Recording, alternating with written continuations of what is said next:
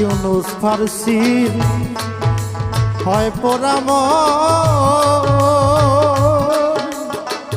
দয়াল রে জ্বলছে হায় রে সাদের বৃন্দাবন রে ওরে দয়াল কবি ইউনুস ফারসির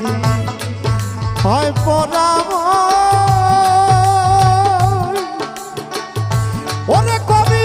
ইউনুস ফারসির হয় পোড়াম জ্বলতে হয় রে সাদের বৃন্দাবন রে এখন বাচ্চা মারা